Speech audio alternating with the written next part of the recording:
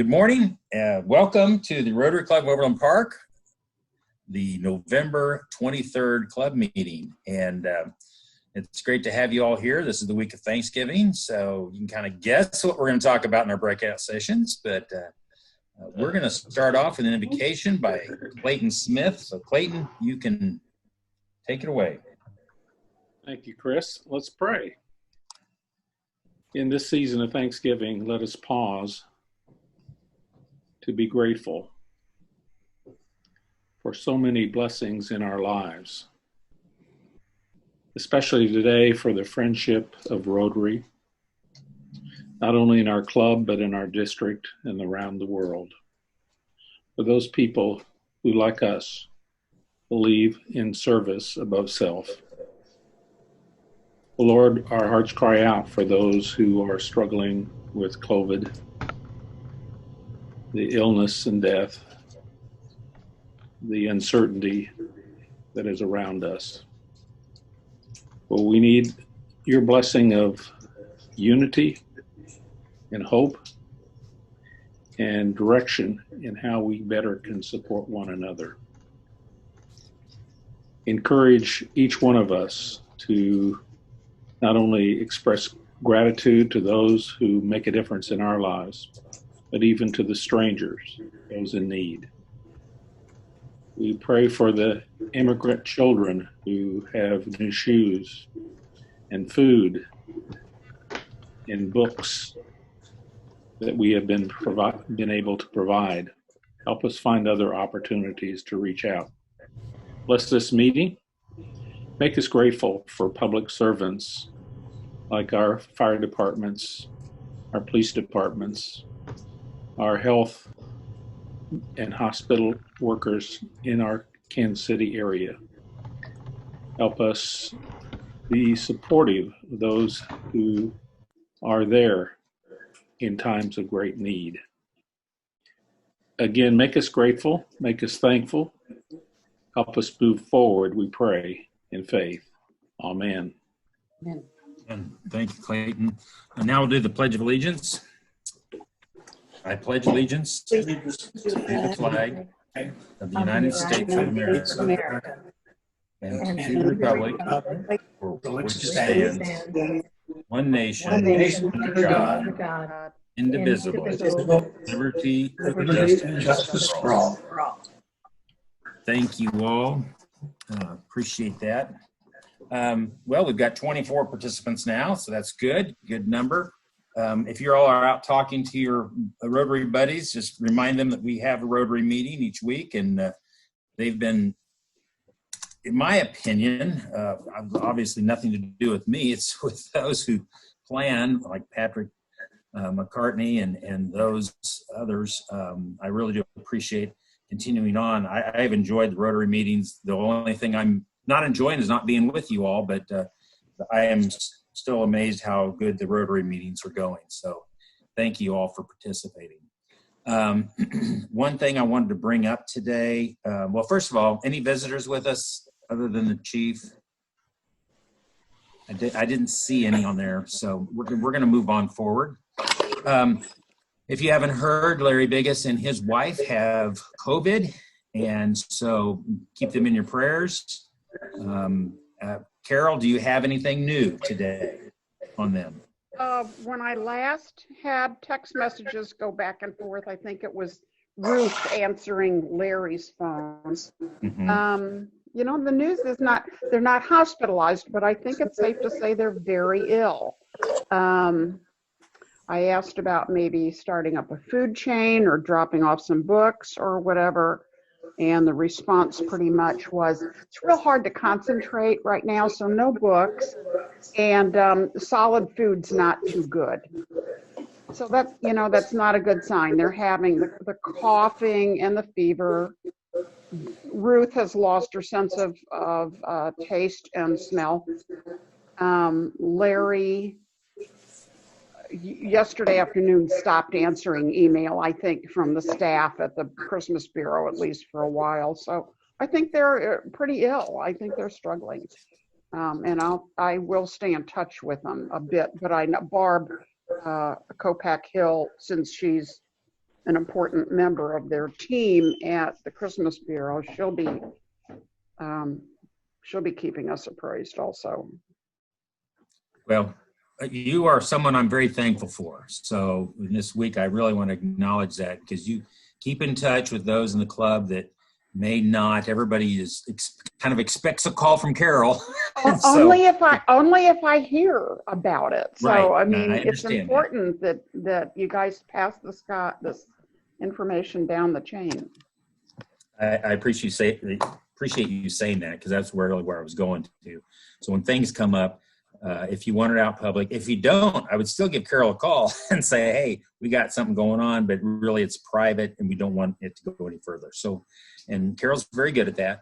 And she's just been a champion during this time. So I'm seeing some faces out there that I've missed for a while, and it's great having you that haven't been on in a couple of weeks to be back with us. Are there any other health issues that have not come to mind that anyone would like to share that we need to be keeping people in our thoughts and prayers, and maybe providing food or whatever? Okay. If that comes to mind later, let me know.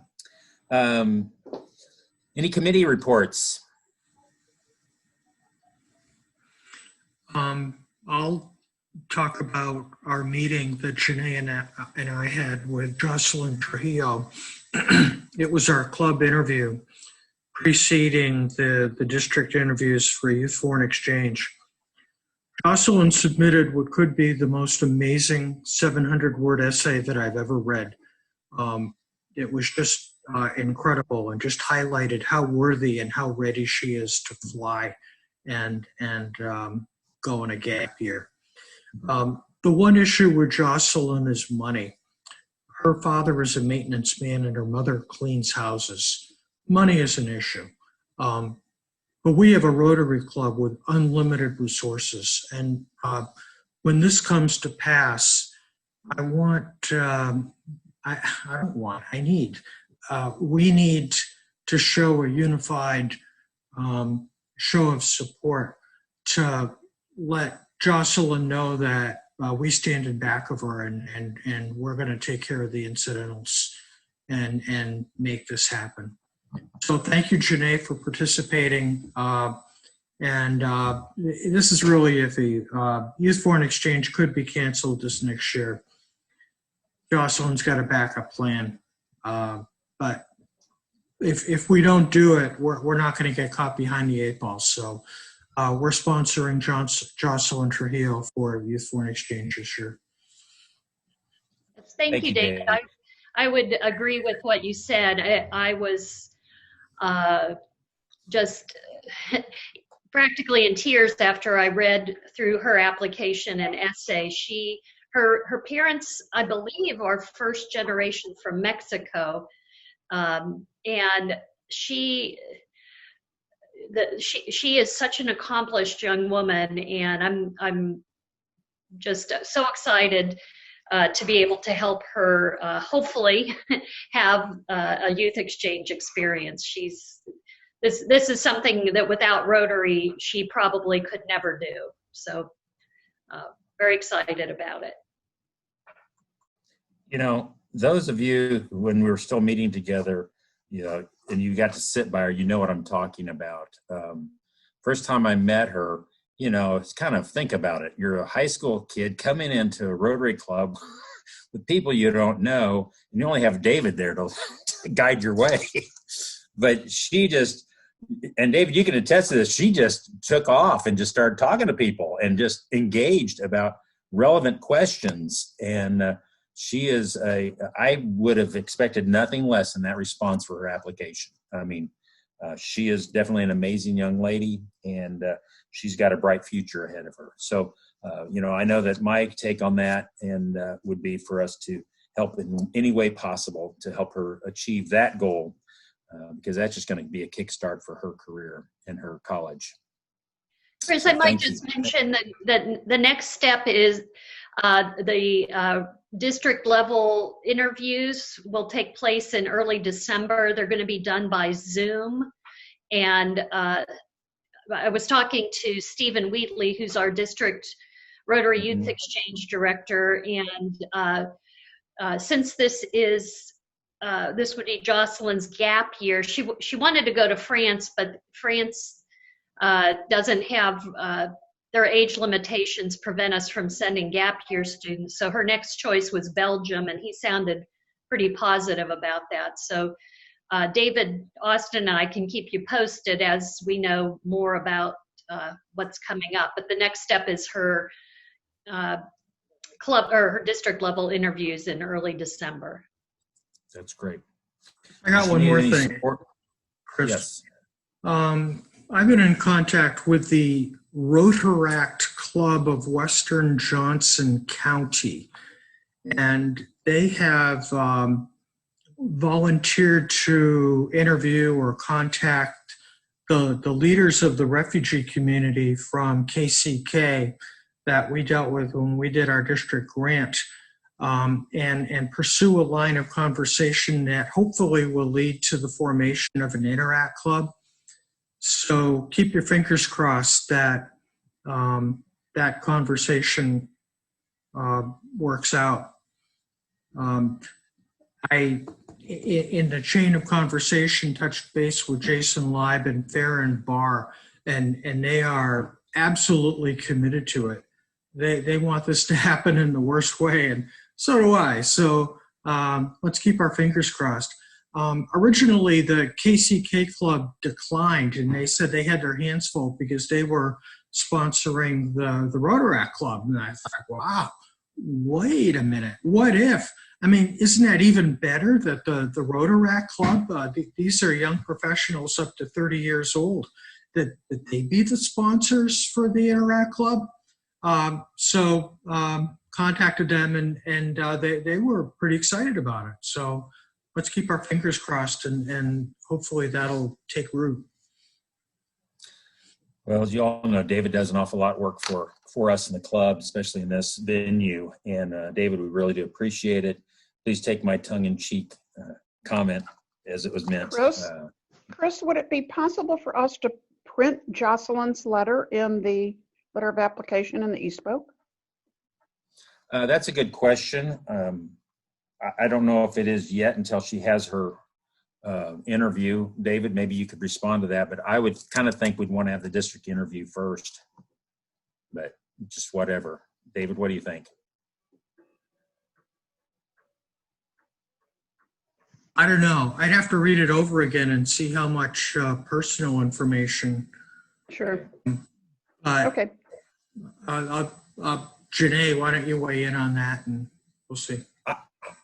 I agree. I'd have to look at it again, and certainly would have to have her permission to do that. But I do agree that maybe waiting till we know that she's kind of locked in and that we're a little farther in the process. But got it. Certainly. Okay. I'd like to read it at some point. Great idea.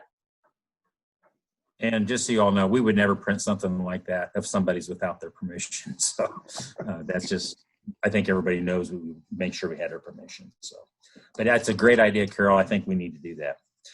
Okay, well, folks, it's 11:44, and so we're going to start the process of getting our breakout group. You know, this year has been a year of easy criticism, right?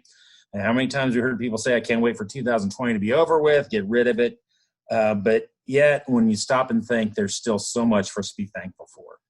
And we, you know, this is Thanksgiving, and we always talk about what we're thankful for. But you know, we're going to spend the next few minutes, and the fire chief is welcome. He'll be in one of the breakout meetings. Make sure he feels engaged and part of the group. Everybody has something that they can share and ask questions. If someone just says, "Hey, I'm thankful for the blue sky," when we have it, you know, okay, drill down on that. Ask them to expand. So, but anyway, once again, it's just 2020. What are we thankful for this year? So, Will is probably working on it as I'm speaking, and so we'll just kind of sit here and stare at each other until he breaks us up. So, and again, another round of applause for Will doing this great job. I hope you all had a great time talking with each other.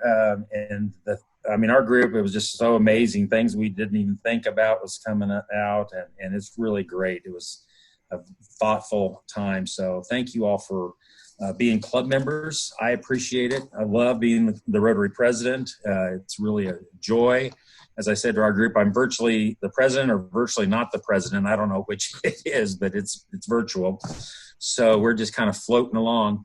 Jamia is going to get to do the PETS conference coming up and all of those things to get ready for next year. So that will probably be virtual, as it was for me this year, which it is, you lose a little bit of something on that one. There's no question, but we're just so thankful that we're all here, and all of us that are here. Glad that Chuck's back with us and didn't have any residual effects. It doesn't appear from his bout with this pandemic and those around us. So thank you so much. Right now, we're going to move on to our speaker, and I'm going to let Janae do the introductions. So go right ahead, Janae. All right. Well, thank you. Well, it is my honor and pleasure to introduce our speaker today, Fire Chief Bryan Dehner of Overland Park. I have had the opportunity to get to know Chief Dehner and work with him, and we are very, very fortunate to have him as our fire chief.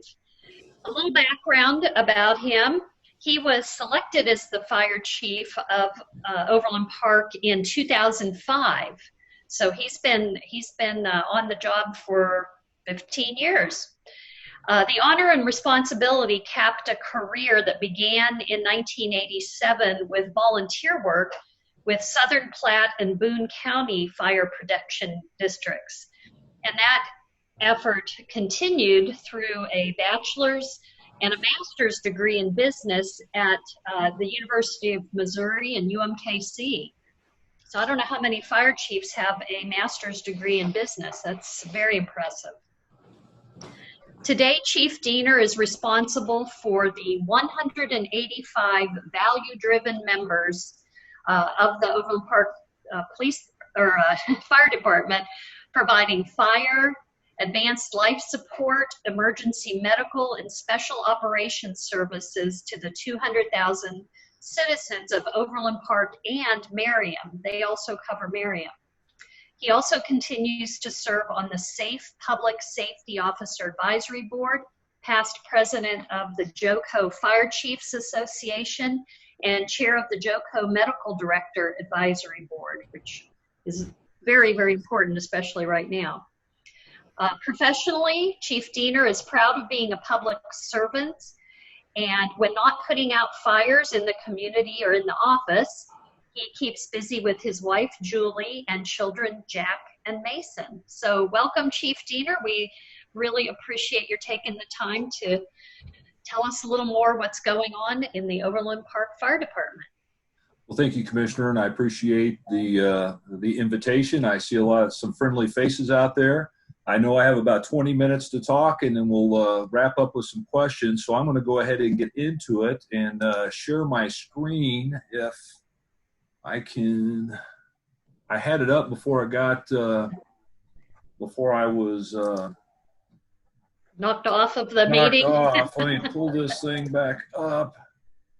There we go.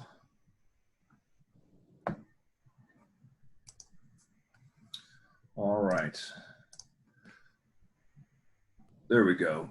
So I always like to start off, first of all, everyone has a mission. And I think it's important when I talk to folks, knowing that we have an organization that's 100 years old, just celebrated our 100th year anniversary. And the city of Overland Park just celebrated its 60th anniversary. We've had a lot of evolution. So this North Star that we use has evolved. And I think some milestones along the way that are important is that 100 years ago, probably like many other suburban cities around a metropolitan area, something bad happened. The citizens said, hey, we probably ought to pass the hat and figure out a way to help each other when bad things happen. And that's how we began. Fast forward in 68, we added EMS into our service. We've had ambulances with the city of Overland Park since 1968. And quite honestly, within a year, you'll find out we'll be transitioning all of the rest of our remaining ambulances out of the ambulance business. So we've been doing it for some time, but again, our intention is to evolve with the needs of the community. We talk about not only running fires and EMS, education and prevention. 1972, that's when the American Burning publication came out and embedded fire prevention and making sure that we prevent fires, smoke detectors, education of seniors and young people. Our seniors are the highest fire risk of our fire fatalities in our experience. So things we're trying to evolve with. And then water rescue, hazmat, folks that signed up 50 years ago, that wasn't on the expectation list. Whether it's protecting our cities from active shooters to terrorism, we have added those responsibilities as we have evolved. And we ask the community about every 5 years in our strategic planning, outside and inside, to test to make sure that we are on track, that we are connecting. The reason we add these 3 values is up until 2002, we were a not-for-profit organization. When I joined the fire department, it was the Overland Park Fire Department Incorporated. We had a lot of fun. We produced commercials and TV shows for ESPN. We contracted with the military. We did consulting gigs throughout the country in regards to fire protection and EMS and those types of things. That all kind of ended, but I think that entrepreneurial spirit has stuck with our organization as we've tackled some projects that, quite honestly, not everyone has the relationships to do that. And I see Councilman White on there, who served on public safety.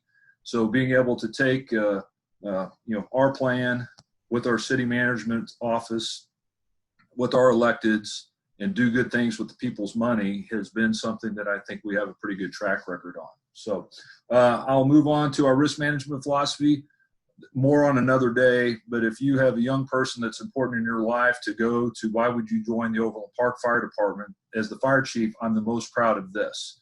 Our job is to evaluate and minimize risk. We will take high risks with high reward.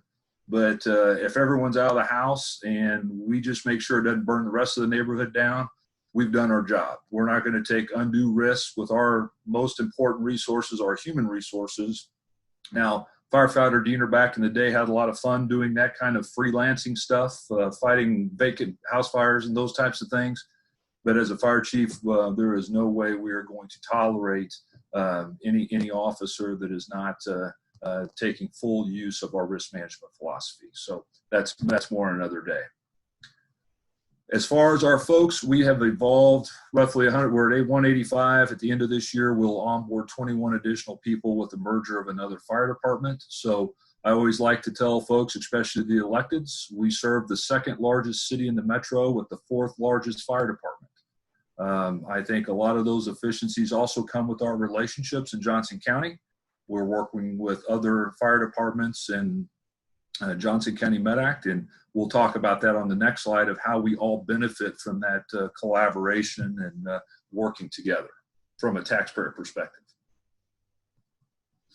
So we are geographically based. My police chief counterpart, he has a couple locations and police are out in their cars in the geographical area, fighting crime where the crime is, or statistically shows it to be. We are geographically based, so we have strategically located facilities throughout Overland Park. As the commissioner mentioned, we have merged with Merriam. They are one of the 4 departments that we have merged with over our history. We merged with Elmhurst, South Park. We've merged with Stanley, Kansas in the 90s, and we have merged now with Merriam in 2005.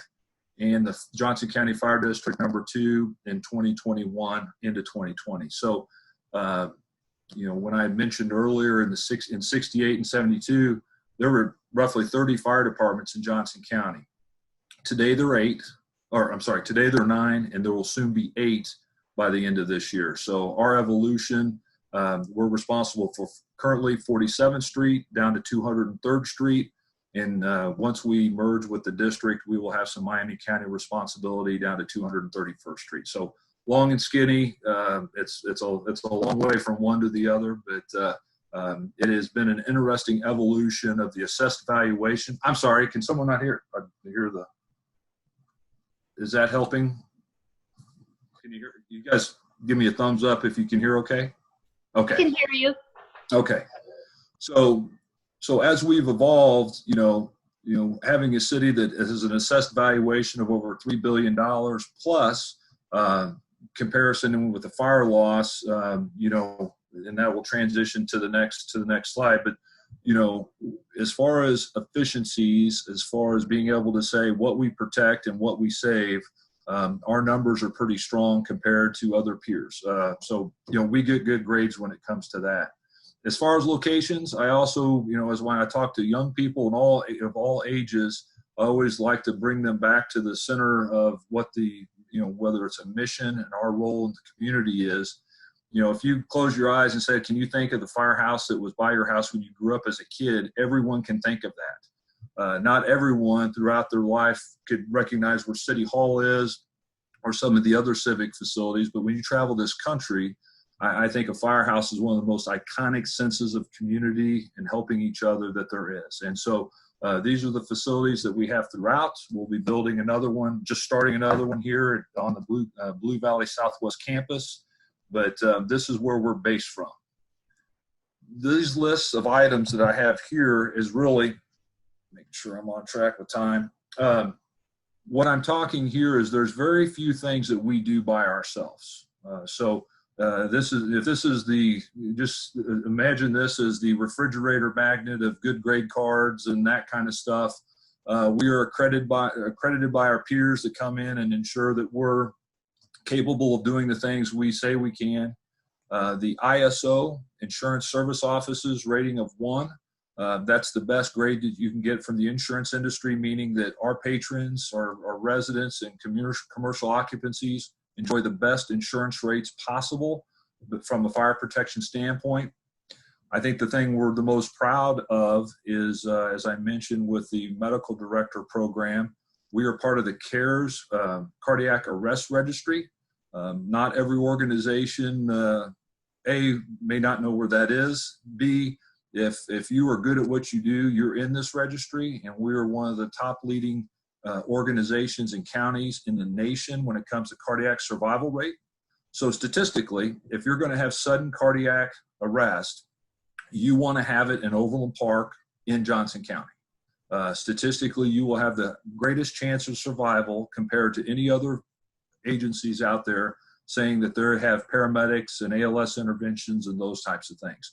So from our dispatchers coaching people on the phone to do CPR, and if you don't know CPR, we can fix that, and we need you to know how to do CPR, all the way to folks arriving to take care of that patient and also distributing them to the various hospitals and care centers within Johnson County and the metro area.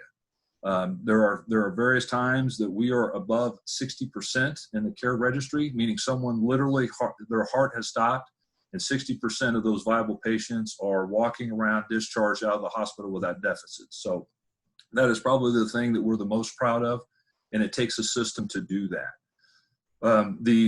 We are part of the UWASI Metro Region team. Every fire department would like to do everything, but the realization is we don't have the time to do everything. So we each kind of pick typically a specialty.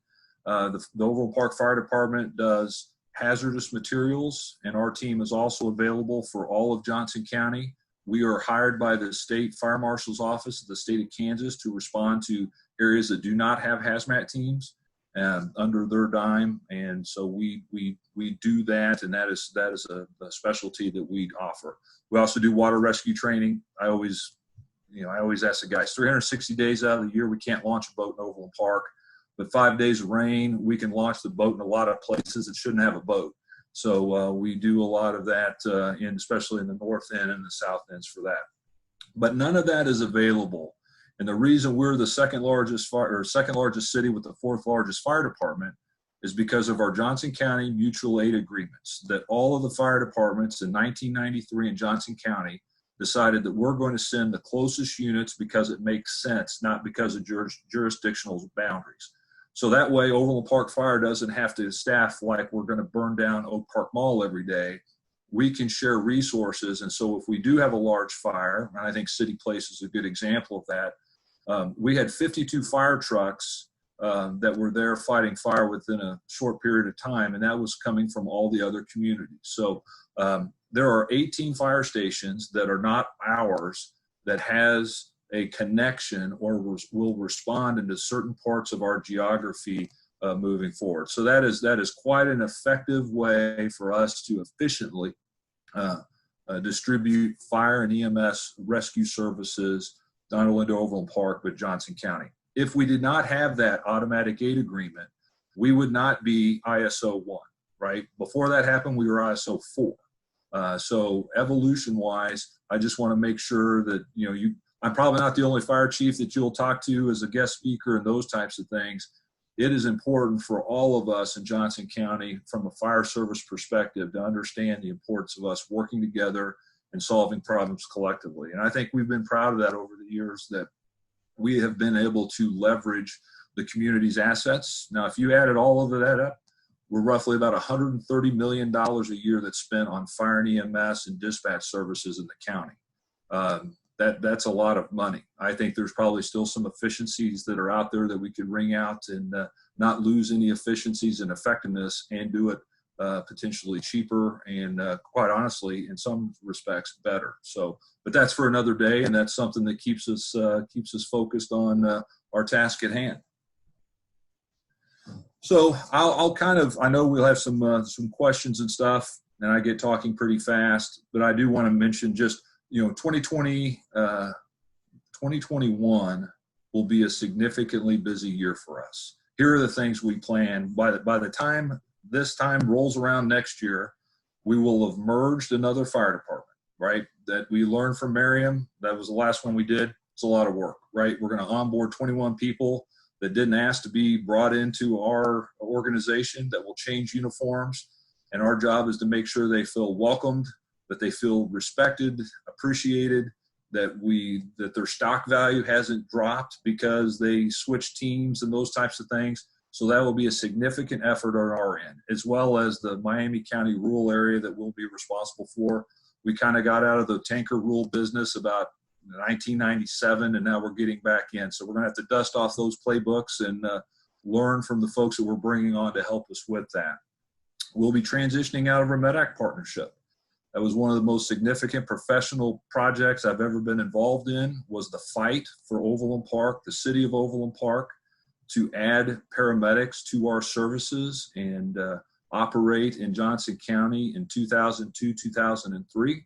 There was a big fear at that time that the city of Overland Park was going to be like Kansas City, Missouri, or Kansas City, Kansas, and carve the existing ambulance service out of their response area. That was never the intent. So we went from 2 MedAct ambulances in Overland Park to 5 plus paramedics on all of our fire trucks. That was a significant increase in ALS capability, and our performance measures have never been better. As we move forward, it was clear that the mission of MedAct is to provide ambulance transport, and our responsibility is to provide ALS service from fire station locations for the future. So we are transitioning out of a 20-year agreement to where the ambulances will revert back to Johnson County MedAct.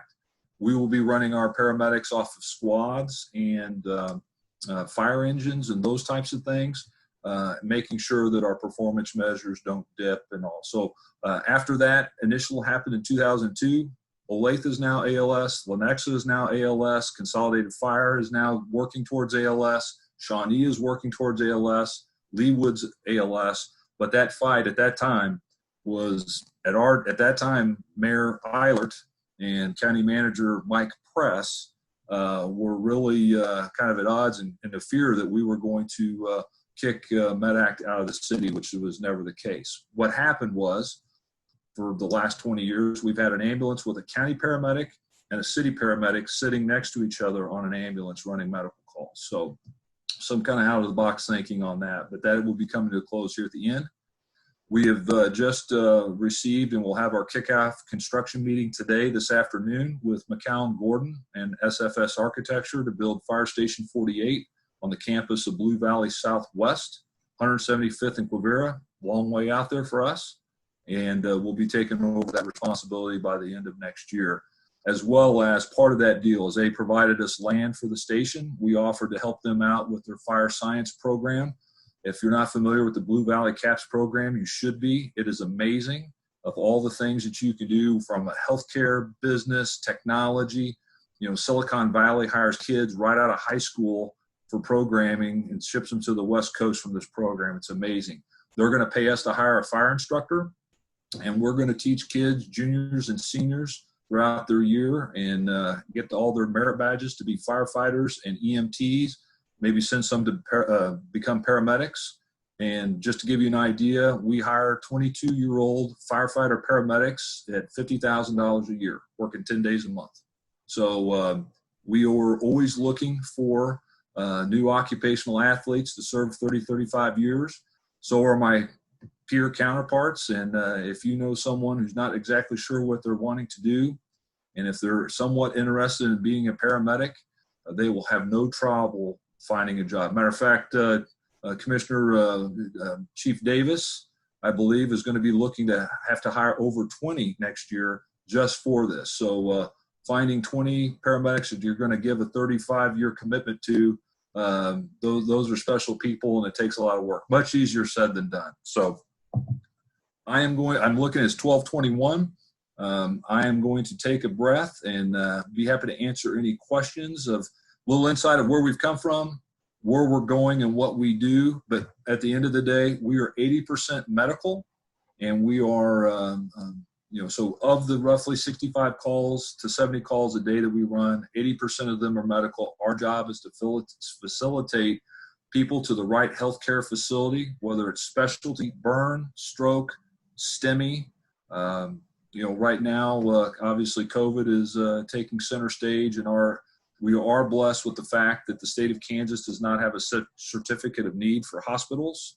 The Missouri side have less hospital capacity due to that. And quite honestly, a lot of folks are trying to find spots in the inn to take their patients. And so a lot of them are coming to Johnson County to get their patients off and get care, because we, by the numbers, have more capacity than others. So I'll pause there and happy to answer any questions.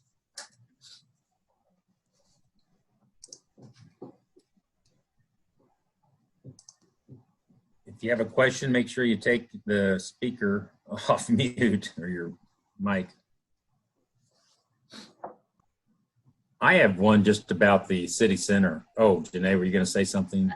I was going to ask the same question, if Chief Dehner could talk a little bit more about the city center, how many other fire departments were involved, and the cause and how it was resolved. So City Place is one of those, for us, kind of an historic event. The cause was a mistake. A young kid hired out of Southeast Kansas came in to do some welding on a completely wood structure. When I first started, the largest risk to the city of Overland Park was gaseous chlorine used for wastewater and swimming pools. That has all been removed, and right now, and again, this is all within the code. But when you drive down the road and you see these wood-framed 4-story buildings without any sheetrock or siding on it, it's in the construction period. That is the most dangerous,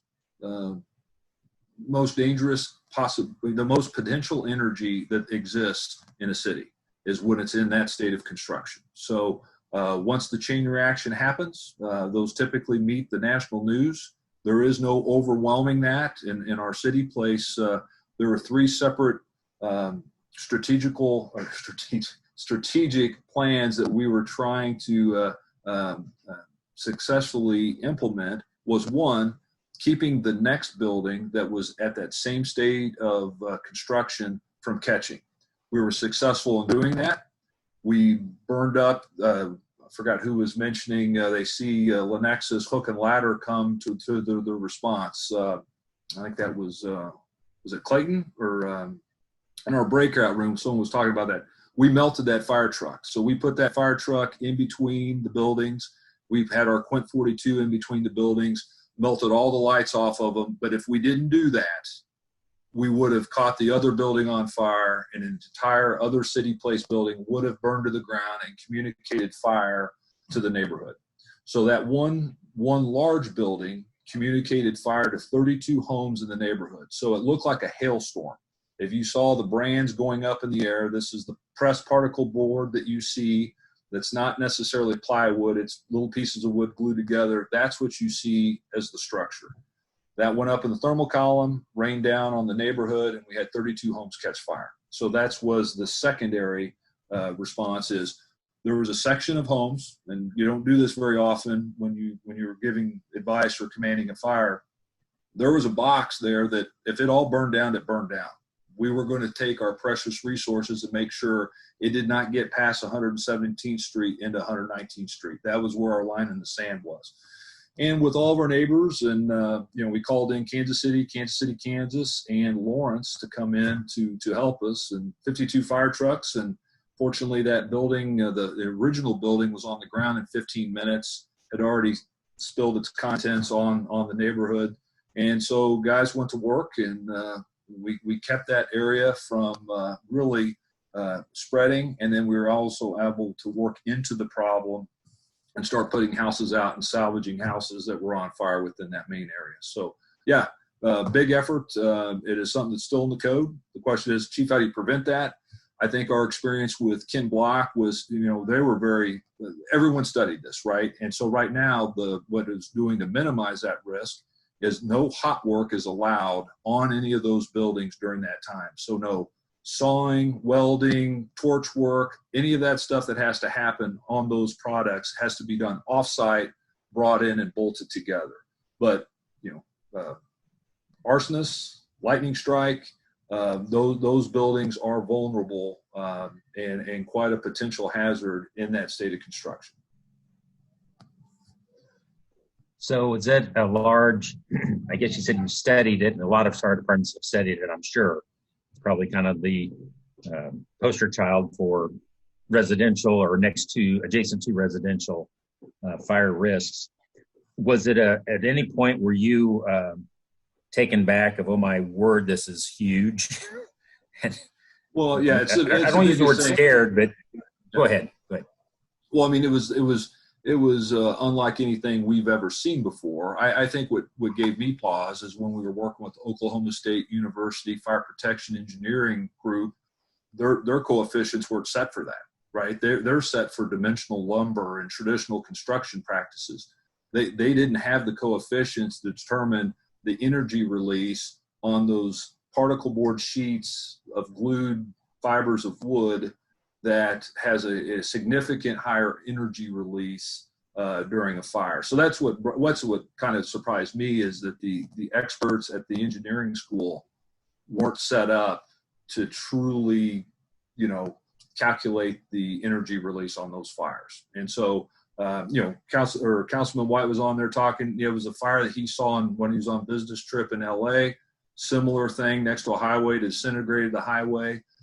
Virginia had the one right before us, and so these are, they're economical to construct, and they're safe. It's just when they're in that state, it is a risk that a community's taking with that.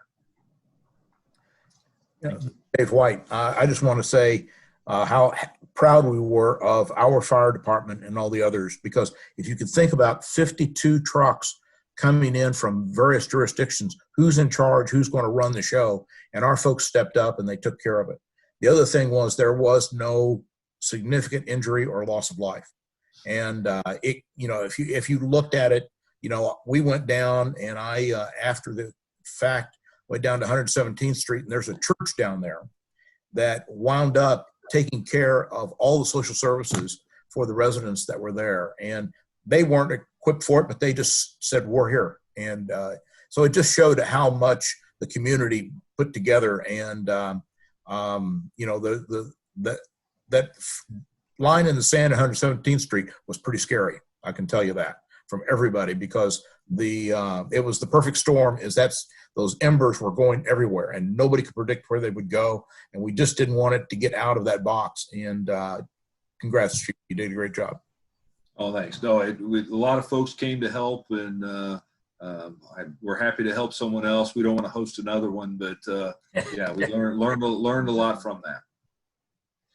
Well, thank you Fire Chief. We are really about out of time here, so I just want to give an applaud. Everybody do their virtual applaud to the Fire Chief. We really do appreciate your service and your leadership. And the leadership we know exceeds Overland Park and Merriam and soon to be the south end of the whole area of the county. But you're really a bright spot for our city to be able to say this is what we have. And I'm not trying to stroke you, just something we see as so apropos that and so blessed to have you in our city and serving our fire team. So thank you.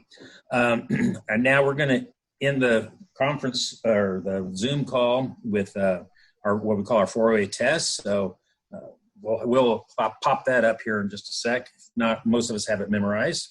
Of the things we think, do, and say. Is it the truth? Is it the truth?